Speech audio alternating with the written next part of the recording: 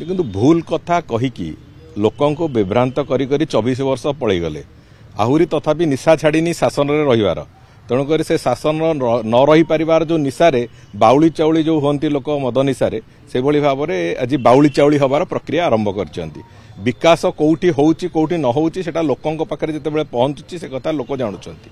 आज यही 6 मास भितर जेतिकिटी बड़ निष्पत्ति निया हेची एवं सर्वशेष जो कथा गतकाली भी आयुष्मान भारत जोटा को जानी शुणिकी ओडिशा लोकों को वंचित करते नवीन बाबू सरकार से कथार निष्पत्ति भी है। धानर सहायक दर कथा है, सुभद्रा योजना है, कामधेनु योजना है, कौ कथाटी आउ बाकी नाही जो कथाटी को आमे जो कमिटमेंट करिचु आमे समस्त कमिटमेंट को गोटी गोटी करी पूरण करिवार लागिचु। स्वतंत्रता सेनानी जो लोकतंत्र सेनानी रो बाबद रे राज्य सरकार को 24 वर्ष लागिला निष्पत्ति नहीं पाइले नहीं।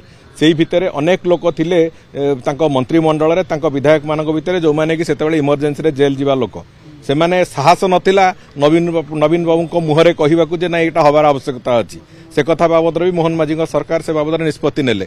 मो कहवा कथा ये सबु दृष्टिकोण जदि देखिबा सरकार जो प्रगति करूचंती भलरे प्रगति करूचंती एवं जो बजेट बाबद रे जो कथा कहउचंती समस्त इंजीनियरिंग डिपार्टमेंट तार जो बजेट को यूटिलाइजेशन रो जो गति अछि से गति यथेष्ट भल अच्छी। सबुठ आमर मोर विभाग तो आम पाखापाखि 78% बजेट एक्सपेंडिचर गत मास सुधा कर सारीचु। तेणुक मो कहवा कथा है जे कौन सी जगार एसबू कथा जो फालतू कथा कहीकि अबांतर कथा कहीकि अजथा कथा कहीकि विभ्रांतिकर कथा कहीकि लोकों को विभ्रांत करिवार समय पड़ेछि। तेणुक थरे निशारू बाहरंतु एवं थरे निजे अनुभव करंतु जे लोक तांको प्रत्याख्यान करिसंती। एबे शासन तांको हाथ में नहीं, शासन गोटे सक्षम हाथ में अच्छी। एटी प्रधानमंत्री मोदी आशीर्वाद अच्छी एवं बीजेपी रो एक सक्षम सरकार ए शासन को चलाउची। एक कथा अंततः मु भावुची बिजु जनता दल नेता माने बुझीजिबा भी दरकार अछि।